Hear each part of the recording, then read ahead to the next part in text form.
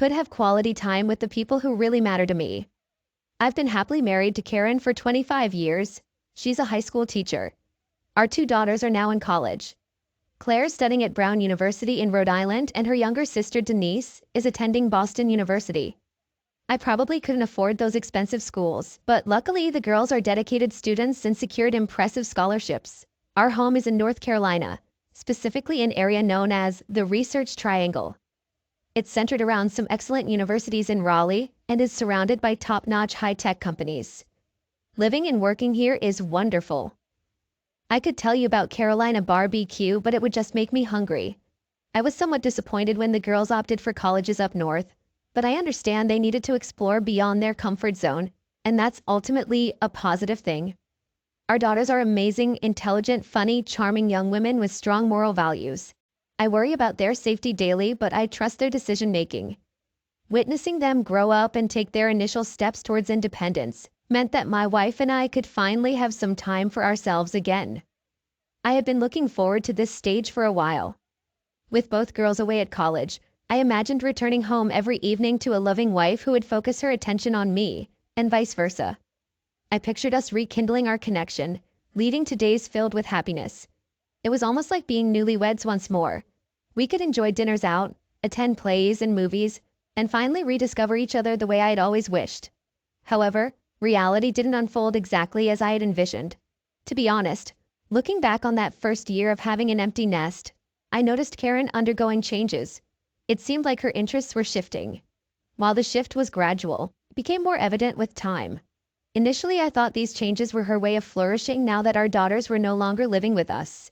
However, I eventually realized that what I was observing was a significant transformation in her values and priorities. Karen is an English teacher, specializing in creative writing. To be fair, she's also a frustrated writer. Being a young mother and teacher, she never really had the chance to write as she wanted. During the summer and whenever she could spare an hour or two, Karen dedicates time to writing. But so far, not much has come out of it. She used to send her essays and short stories to literary magazines, only to accumulate a collection of rejection letters. The grand masterpiece she hoped for never materialized. I'll admit I do enjoy reading her writing, but as a writer she's never gone beyond formulaic and sometimes overly dramatic stories. She has a romanticized notion of what a writer should be, and secretly I suspect she's more attracted to the idea of being a writer than the actual writing. Nevertheless, if she's content, then I'm content too. Throughout most of our marriage, Karen has been a member of various writing groups. These are gatherings of people who come together to help each other by providing critiques, suggestions, and discussions on their work, aiming to improve each other's writing. Some of these groups have seemed genuinely productive to me, while others appear to be more like clubs of mutual admiration. Her last group, which was the one she belonged to when things fell apart, had elements of both. They took turns meeting at each other's homes, and during their meetings here I'd try to give them space. I attempted to participate once, but Karen and a few others disapproved, so I stopped trying. Karen's current writing group consists of around 10 members, including both men and women. I'm fond of some of them, while others I could do without. Half of them are rather unremarkable, and the other half leave a strong impression when you meet them. For instance, Reggie, a woman, is heavily invested in writing histories and biographies. She conducts real research and writes books with a scholarly aspect while still aiming to engage readers. I've read all of her books and enjoyed them. Betty has a penchant for writing fantasy. I don't think she envisions herself as the next J.K. Rowling. She leans more towards the talking unicorn type.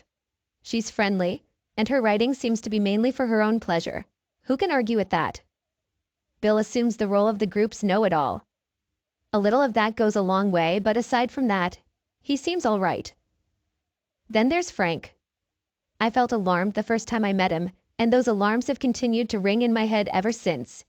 When I met Frank, it was quite clear that I was being introduced to him rather than the other way around. He looked at me and asked, "So Andy, what's your profession?" I glanced at my wife, who gave me a slight frown and shook her head. I simply responded, "I'm an engineer, Frank." Did he offer a smile or more of a smirk in return? I mentioned that I'd given up attempting to engage with their group, preferring to stay somewhat hidden and unobtrusive, though not exactly out of earshot when they visit. I'll often be in the next room quietly working or on the back porch with a window open, so I can hear their conversation until they forget I'm around.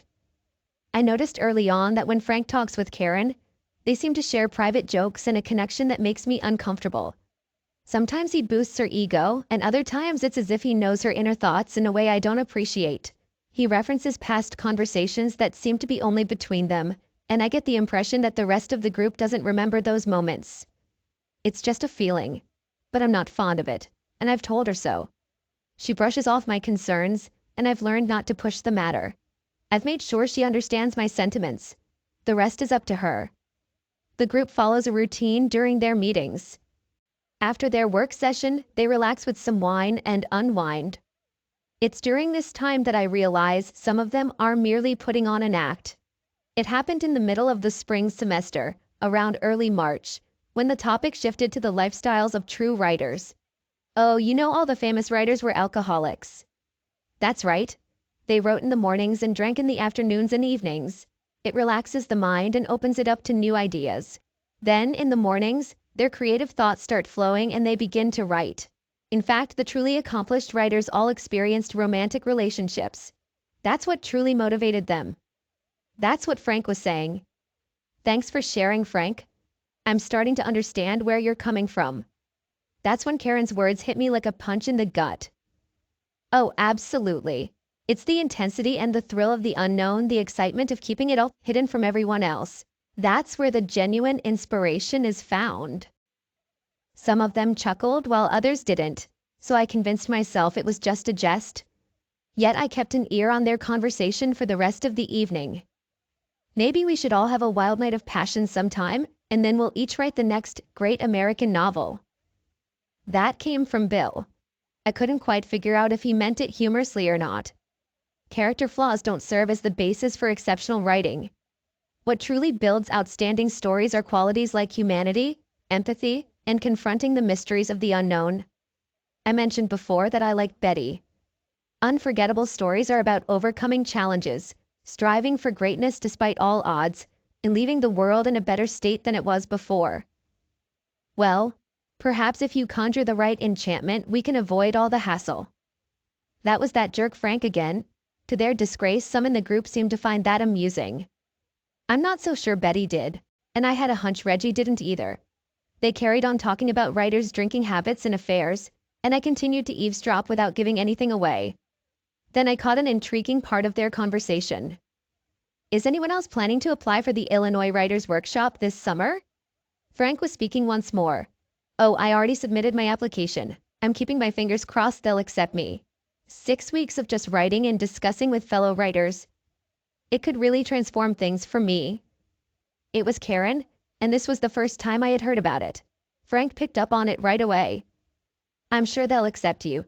Your writing has shown so much improvement this past year. I believe you will be admitted. I've applied as well, although I'm not as certain I'll get in. My internal radar for nonsense was off the charts. Seriously, Frank, when did you become so modest? I didn't like what I was hearing, but at this juncture, I still cared deeply for and trusted my wife. When you've been married as long as we have, trust is fundamental. You don't question, is she up to no good? The thought doesn't even cross your mind. Marriage is a partnership, and your spouse is your other half. She's shown her commitment year after year, and all you truly desire is for her to find the success and happiness she deserves, or at least that's what you believe. Then later on it all crumbles when you discover your trust has been shattered. Update. As time went by, I allowed myself to put aside that evening's overheard conversation. Just like I mentioned, I had full trust in my wife. Some younger guys might not get that, but after being married for over 20 years, trust becomes a way of living rather than just a choice. It was late April, and I was finishing up some gardening outside when I decided to call it a day and head indoors. As I reached for the kitchen door, I caught my wife talking on the phone saying, "I can't wait. 6 whole weeks without any responsibilities, no commitments, and no one waiting for me to get back." I perked up at that last part. I froze in place and listened. Absolutely. It's going to be the most self-indulgent 6 weeks of my life. I owe it to myself, and so do you. None of this sat well with me. I pushed the door open and entered the kitchen. Karen seemed startled. Well, I have to run. AB is here and I need to start preparing dinner. She hung up quickly. Who is that on the phone? Oh, just Reggie. We were talking about school wrapping up soon. Like hell it was, I thought. I wanted to question her about certain things she had said, especially that part about no one waiting for me to come home. But I sensed that the truth might be in short supply tonight. My mood darkened, but I made an effort to conceal it for the moment. Later that night after dinner, the other shoe dropped. AB, you won't believe the fantastic news I received today. Remember that writer's workshop in Illinois I applied for? No. Come on, you hardly pay attention to me. To be honest, I had heard about that workshop before. But that was only because I'd overheard her discussing it that night over a month ago. I don't recall you mentioning it. Yes, I did. I applied for a 6-week writer's workshop. It's from mid-June to late July at the University of Illinois. They have lectures by their professors, and they bring in accomplished writers for seminars and discussion groups, and then we do a lot of writing. It's a wonderful opportunity, and I got accepted. That sounds wonderful, honey. I'm sure we can manage it financially. Maybe I can take a little time off work and join you. I'd love to listen to those writers' talks. Her reaction seemed surprised. Oh, well, we can consider it. It's going to be a really intense 6 weeks and I won't have much free time to spend with you. My instincts were tingling again. Well, you know I'm not demanding and maybe I could be the coffee guy for the group. She offered a slightly nervous smile. That could be nice, dear. Let's see how it goes. I've been in the receiving end of such deflections before and I knew what it meant. She was planning to ensure I wouldn't end up going to Illinois with her. I get the feeling you'd rather I didn't go with you. Oh no, it's not like that. I just worry you might find it dull. You're into computers and circuits and this is just writers talking about big ideas. Bick. I didn't voice it, but mentally, I was shouting it loud enough for the whole neighborhood to hear. I'm not unintelligent, honey. Oh, I didn't mean it like that. I'm just saying your mind leans towards details while writers grapple with larger life questions. Big Bick? But I kept that thought to myself. I could tell when I was being sidelined. I'm sure you'll excel. She's caught up tonight. Later that evening, after Karen had gone to bed, I logged onto the internet to review our phone records. AT&T offers that feature. All incoming and outgoing calls along with text messages are recorded. I examined the phone log and the call that I had interrupted wasn't with Reggie. Or if it was, it originated from Frank's phone.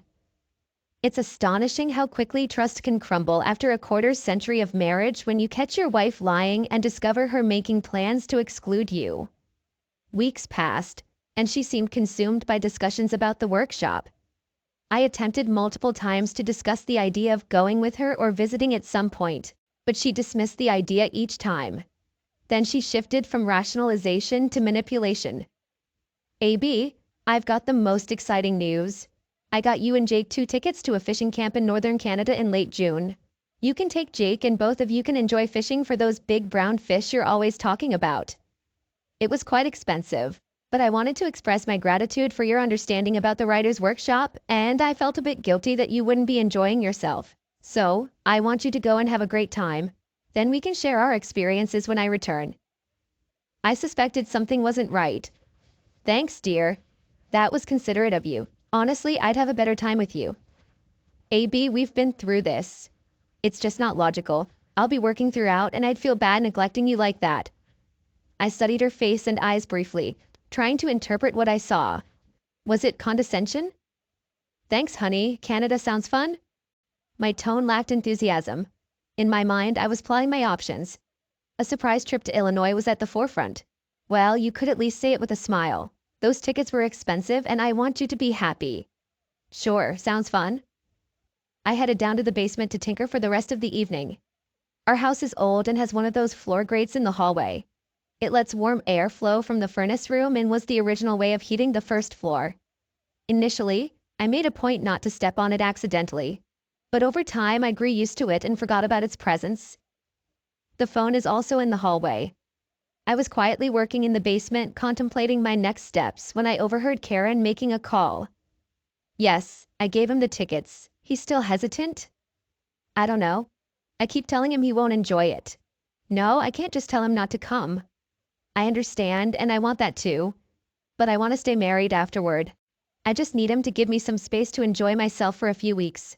I deserve it. I've earned it. Yes, I want those weeks with you as well. All right, let's wait a bit. I think he'll come around. Okay, baby? I miss you too. Write something great for me tonight. With that, she ended the call. I felt a lump in my throat. I'm not clueless. I recognize infidelity when I hear it. Either Karen was in an affair or considering one.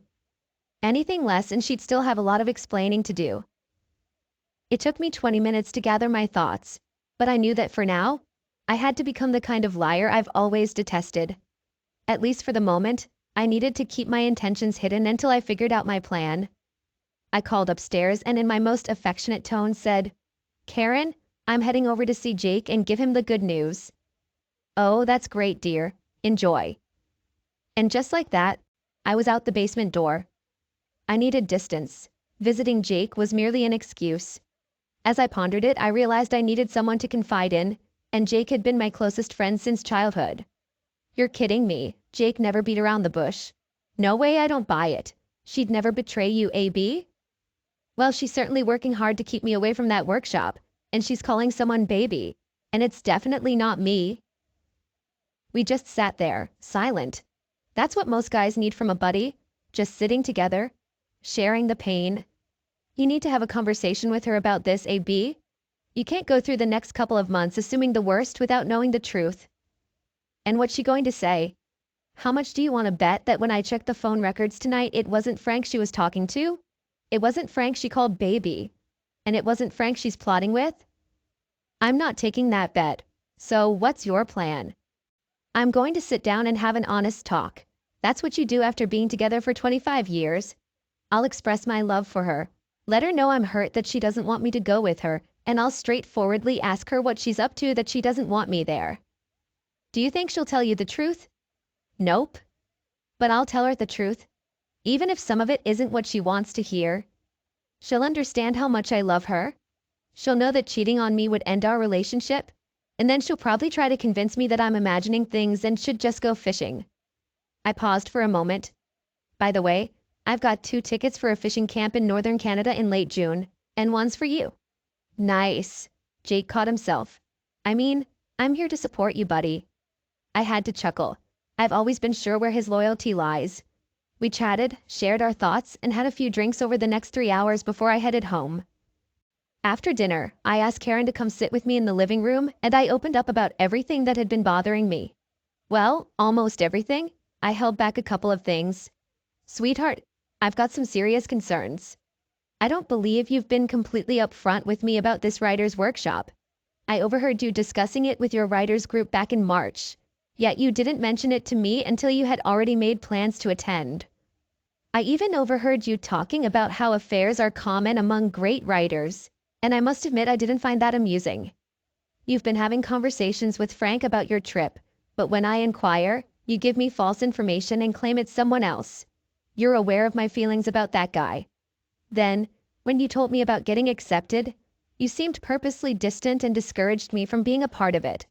I don't have to be there, but I wanted to share in this exciting journey with you. Instead of considering that, you made arrangements for me to be somewhere else, without even discussing it with me, just making a commitment on my behalf. It appears like you're trying to ensure that I won't be around while you're in Illinois. I don't think you've been completely honest with me, and I'm starting to question whether you've been completely faithful. AB, I've never treated you that way, and I would never be unfaithful to you. What's gotten into you? You're my husband, and all I want is for you to have a good time. It really hurts me that you could think something like that about me. I can't control how I feel or what triggers those feelings. You know I love you. I've loved you since we first met, but I can't just overlook the idea of betrayal. Is that what you're planning, Karen? Is this writer's workshop meant to be your escape from our marriage? Update. That was the end of our conversation. No more understanding or affectionate talk. She exploded into yelling, and for the rest of the night, it was either shouting or silence from her. And for the following week, it was all silence. She was using the silent treatment as a way to force me to back down, trying to push me to submit. However, it didn't work. In fact, it only strengthened my convictions. But I realized I wasn't making progress this way. So eventually I allowed her to believe she had succeeded. If she was planning to cheat, there wasn't much I could do to prevent it. The phone conversation I overheard even suggested she might have already done so. Eventually, I thanked her for the trip to Canada, but my mood remained gloomy, and it didn't lift until the trip was over. Once she got what she wanted, she quickly changed her demeanor and acted like a loving wife to reinforce the behavior she wanted from me. It was as if she flipped a switch, and that only heightened my suspicion. I recognize manipulation when I'm on the receiving end of it. The Illinois Writers' Workshop was about 500 miles away, and I didn't know anyone there. So I asked a coworker who he consulted when he suspected his wife of cheating. I followed his advice, and the person he recommended was based in Illinois. I reached out to them for assistance. The workshop's location was advantageous as it took place on a state university campus. The PILS operatives couldn't participate in the program, but they could move around the campus and observe the rooms as needed.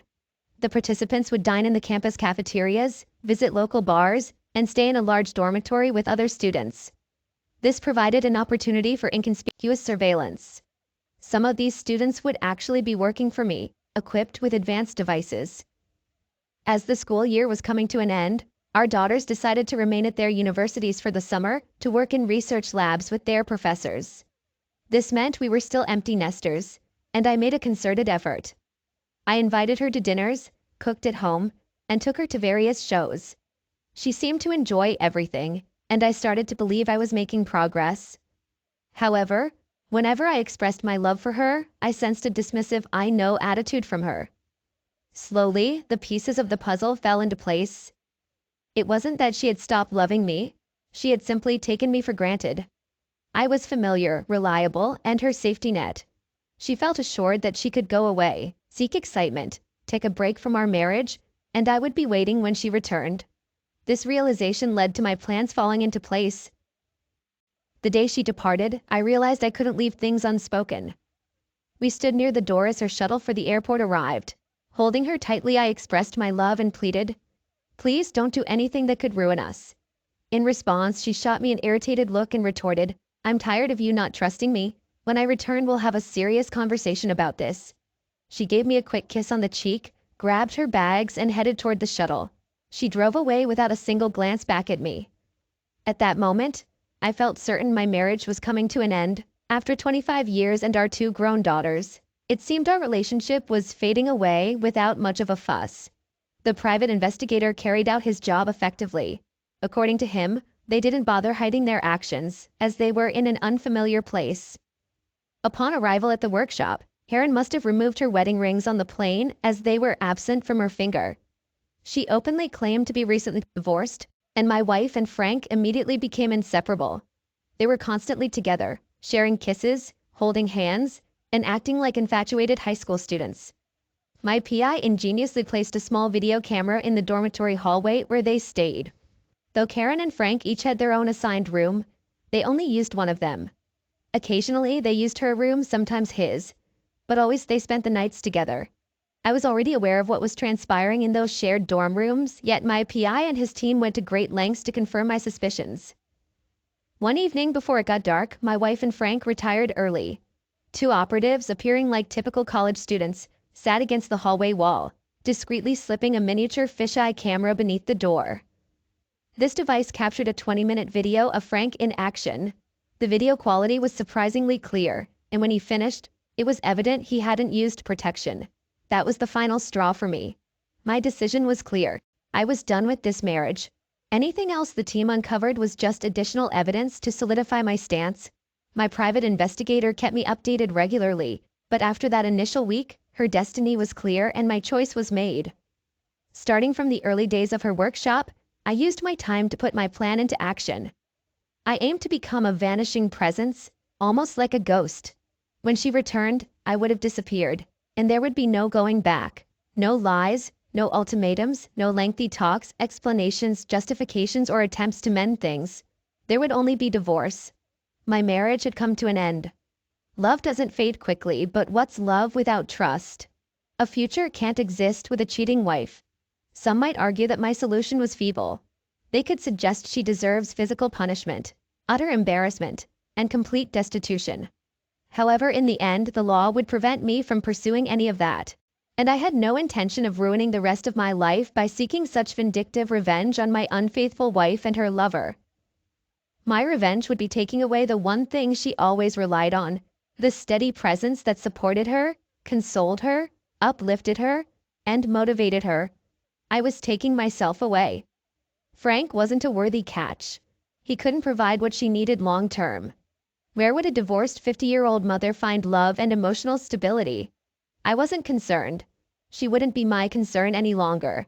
Every few days, my private investigator would send me more pictures, more videos, and more evidence of betrayal by the person who promised me loyalty above all else. The reports were difficult to read, and the photos and videos were even more painful to watch. The audio recordings were the hardest to bear, especially when they discussed me. He's always texting me about the fish he's catching and how amazing it is up there. He thanks me nearly every day, she said with a laugh. He's clueless. Frank joined in the laughter. Keep him in the dark. Treat him like a mushroom and you're free from his annoyance. He might as well enjoy himself for now.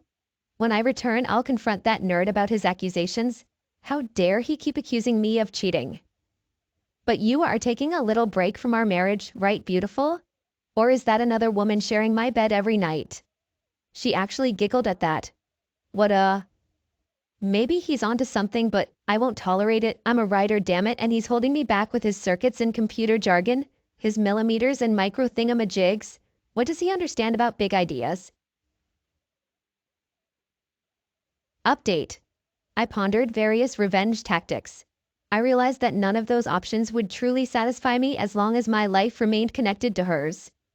Only one choice remained, so I began the process of distancing myself from her. I had an open conversation with my boss, explaining everything. He understood, having gone through something similar himself not too long ago. He arranged a transfer for me to our company's office in Portland, Maine. I found the idea appealing. I was familiar with the people there. They were skilled and professional, and I enjoyed their company. The town and the state both appealed to me.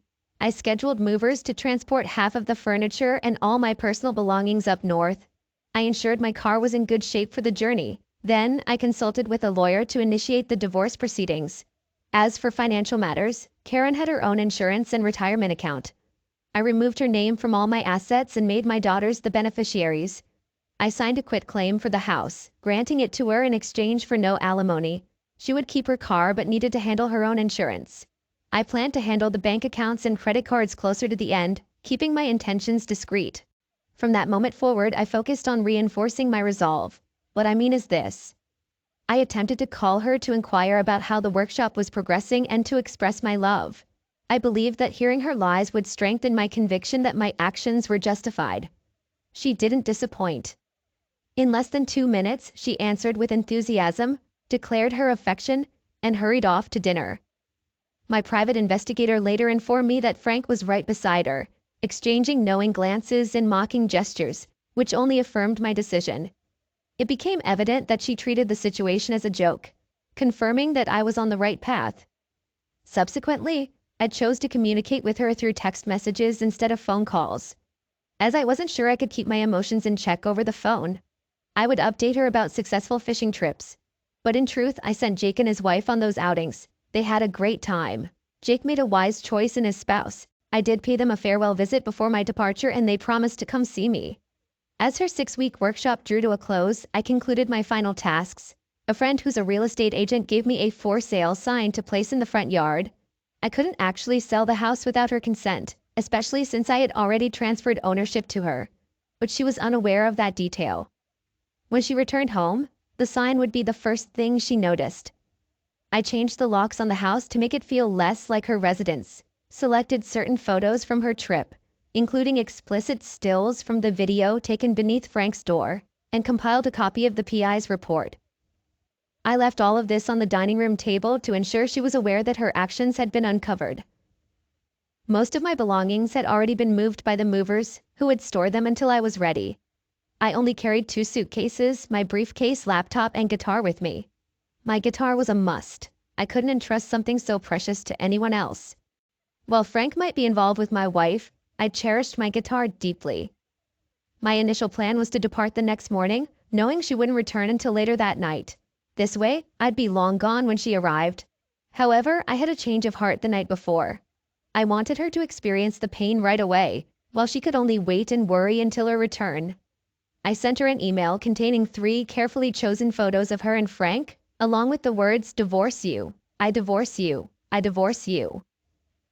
I opted for one photo where they were nearly intimate on the dance floor, clearly showing she wasn't wearing her engagement and wedding rings. The second image captured them walking into his dorm room while holding hands. The third was a screenshot from the dorm room video, showcasing her face clearly. I anticipated she would see these images and hoped it would tarnish her final romantic night with Frank as they frantically searched for cameras that were already removed. Subsequently, I turned off my phone.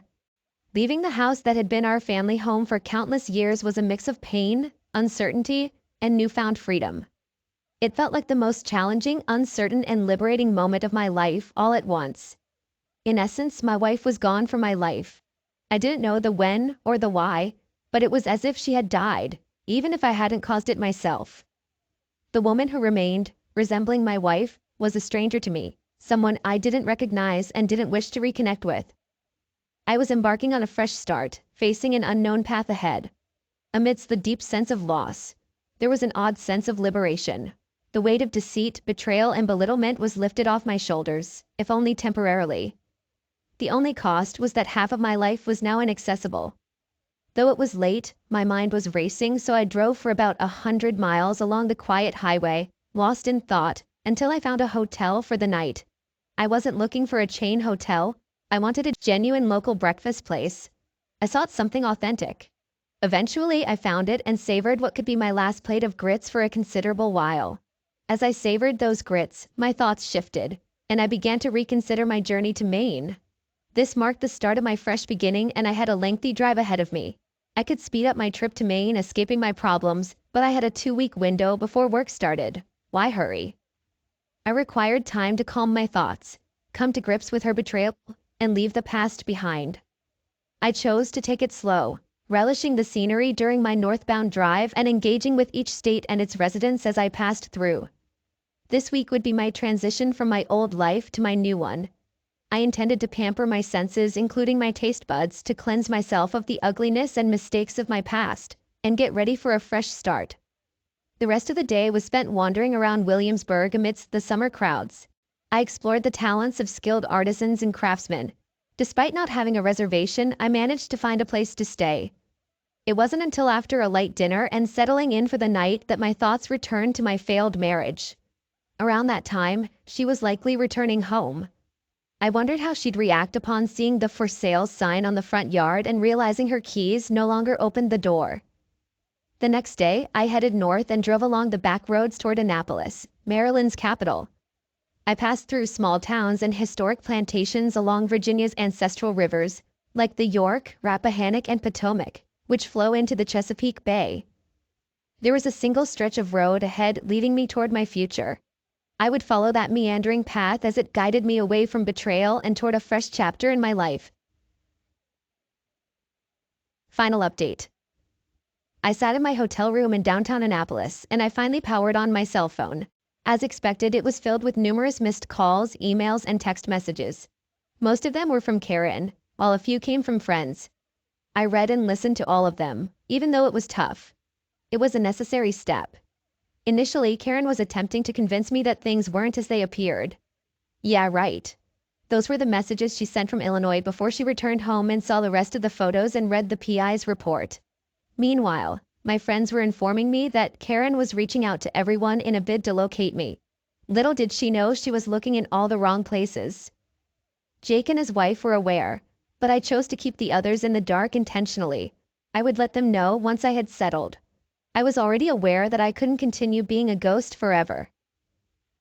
The 2 calls that got me concerned were from my daughters. Karen had contacted them in an attempt to find out my whereabouts. I had purposely not told them about my decision to leave their mother as I wanted to do it face to face. However, I couldn't let them worry. So I spoke with my daughters and calmly explained the situation to them. They were upset and found it hard to believe that their mom could do such a thing. So I sent them the same pictures I had sent Karen the night I left home, along with the PI's report for them to read. After that, they pledged not to inform their mother about my actions. There was one more missed call. My lawyer informed me that Karen had been officially served with divorce papers. Now she knew I meant business. He also shared that Frank's wife had received a complete set of photos, videos, and audio recordings from his 6-week workshop. That was a dose of karma for Frank. On the third day of my journey, I drove through northern Maryland, and with a lot of excitement, I finally reached New Jersey.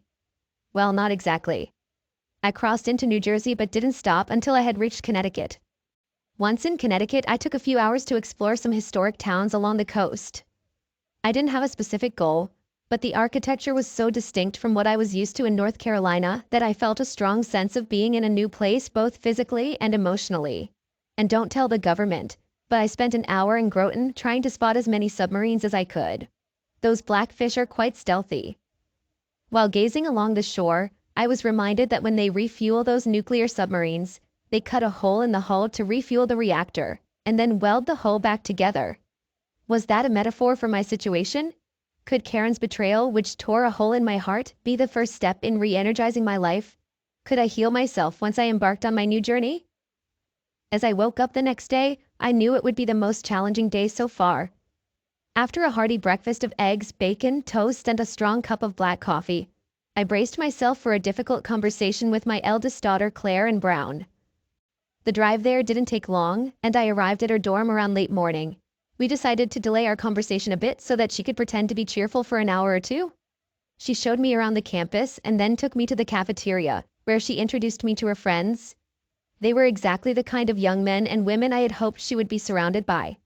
They were friendly, attentive, and seemed to provide mutual support. On our way out, I took Claire's roommate aside and informed her that Claire was going to have a tough day.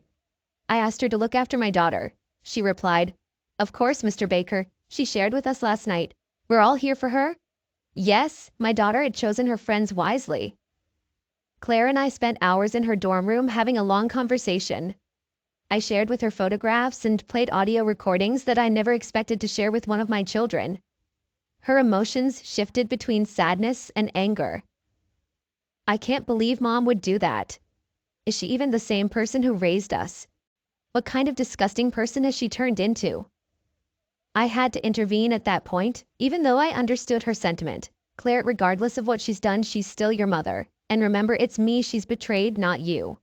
Sorry, Dad, but she shattered my only family. This is absolutely affecting me. I couldn't dispute that. Throughout the afternoon, we continued our conversation, and I outlined my plans to her. I encouraged her to gather her friends, and we went out for dinner at the best place in town, or at least the best within my budget. It seemed like everyone enjoyed a break from the usual dining hall food. I shared stories of my own college dining experiences, and I think it gave them a newfound appreciation for their current situation. I stayed at a local hotel that night, and the next morning, I had breakfast with Claire, held her in a tearful hug, and then headed north to Boston to repeat the process. Claire must have informed Denise, as her reaction was much more composed than her older sister's. There was still disappointment and anger, but less surprise. She requested to see the evidence, and I showed her. Coincidentally, her mother called while we were talking, and I gave her the universal sign for, "No, I'm not here." I shook my head, gestured frantically, and mimicked a throat-cutting motion. She understood. Denise was always the more level-headed one in the family. Then she did something I thought I'd never witness. She said, "Dad called last night, didn't he? Is it true you've become a woman who cheats on her husband and lies about it, becoming involved with multiple partners?" I was taken aback. I wanted to scold her for speaking to her mother like that. But at the same time, I couldn't deny the truth in her words. "You heard me, Mom. You spent 6 weeks being involved with someone else while Dad was alone at home. Was it worth it, Mom? Was it worth losing your marriage over?" Wow, my daughter has quite the way with words. Note to self, don't get on her bad side. There wasn't much more to discuss. Denise informed me that her mother was mostly in tears and attempting to offer excuses, but my daughter wasn't buying any of it. Later, I took Denise and her friends to a Thai restaurant called The Elephant Walk, not far from campus. Just like her sister, Denise had chosen her friends wisely, and dinner was a pleasant affair. On our way back to campus, one of her friends said, Mr. Baker, Denise told us about what you're going through. She was really upset last night, but we supported her. Maybe you could visit us again and we'll treat you to the cafeteria. That elicited laughter from the group. I mean, well, actually, maybe we can find a better place than that. This sparked more giggles, and we laughed all the way back to her dorm. I found a place to stay for the night, had breakfast with my daughter in the morning, and on the 7th day of my journey, I continued heading north. I departed Boston and found myself just 2 hours south of Portland. My focus had shifted from my soon-to-be ex-wife to my daughters. They were growing into strong, principled young women, and I couldn't be prouder of them. I now realized they would navigate the upcoming divorce better than I had anticipated. The challenge on this day was leaving these two amazing gems behind, with no certainty of when I'd see them again. As it turned out, my worries were unnecessary. I wasn't prepared to confront the reality of starting my new life just yet. So when I reached Portsmouth, New Hampshire, I turned west and drove towards the White Mountains and the Presidential Range. I entered the White Mountains and took the Cog Railway up to the summit of Mount Washington. Standing there, gazing across the expanse to the smaller peaks of the White Mountains, and surveying the green pine forest below, feeling the cold Arctic winds that seemed out of place in the early days of August, I finally sensed a rebirth within myself. I was alone, but at last I was standing tall. I had gone through a transformation, leaving behind the challenges and regrets of my old life, and now I was ready to embrace the new chapter and all its potential. I stood on higher ground, prepared to embark on a fresh journey. Everything I desired lay ahead. The next morning, I ordered a plate of pancakes topped with real maple syrup. I was in maple syrup country now, and that would be the case for years to come. Feeling rested and eager, I got back into my car and drove to Portland. I arrived in the mid-afternoon, so I decided to touch base with my new boss to let them know I had made it. I was already acquainted with about half of the office staff and I received a warm welcome. It felt reassuring. They were the first cheerful, uncomplicated faces I had encountered in a week. My new boss, Henry, gathered the office for introductions. I had a quick tour of the workplace, but not before everyone agreed on where we would all go for dinner. I assumed it would be a downtown restaurant, but to my surprise, we ended up at Henry's house, grilling steaks and enjoying all the accompaniments. I know, I should have savored lobster in Maine, but there was no rush for that. This was more about reintegrating into society. While enjoying some exceptionally good steaks and truly outstanding local beer, they inquired about my story. What was a guy from the South doing, uprooting his life and moving to Maine at this stage? So I shared my tale. I omitted the graphic details but provided enough for them to understand. I concluded with a small request.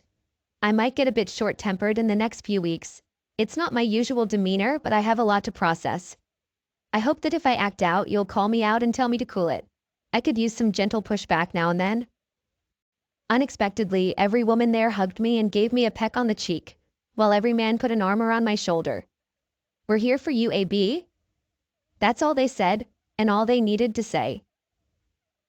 Later that night, as I settled into my hotel room, I powered up my cell phone once again. Both of my daughters had sent supportive texts. They must have shared my number with their friends, because I had received about 8 or 10 additional texts from the young men and women who appreciated the dinner and wanted me to know they'd be there for my daughters. Those kids are truly wonderful.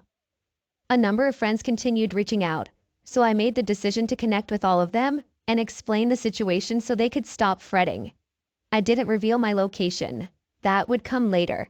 I simply told them why I had left. Despite their initial reluctance to believe, I sent them the same 3 photos I'd sent Karen and informed them that I had even more incriminating evidence if they needed further convincing. I pondered it, but honestly, I couldn't find a single reason to shield her from her own choices. I had tried, and it hadn't worked. So, let the truth come out. In due time, I received messages of love and support from each of them, and I assured them I would stay in touch. It was becoming increasingly apparent that my notions of becoming a ghost were just wishful thinking. Too many people cared about me, and that's certainly a positive thing. I went through the remaining text messages from Karen and listened to the missed calls. Eventually, she came clean and confessed, though her confession was mixed with strange bursts of anger. She managed to blame me one way or another for her actions and for everything that had unfolded. Well, that's just ridiculous. I sent her a text saying I'd call her the next day around noon. It had to happen sooner or later. Let's just say the conversation was far from satisfying. She swung between blame, guilt, and denial. She was sorry. Frank's influence was strong over her. I was suffocating her. It was my fault because I worked too much. She even had the audacity to claim that nothing serious happened between them. They were just messing around. I almost burst out laughing when she tried to convince me she was only searching for her creative inspiration. She went so far as to accuse me of turning our daughters against her, as if her own actions hadn't accomplished that without any assistance from me. When she finally fell silent, I laid it out for her in a straightforward manner. She had conspired with Frank to betray me, resisted my efforts to salvage our relationship, carried out the betrayal, and now she was facing the consequences. I no longer cared about the whys. When I hung up, she was still crying and pleading her case. I was done with her.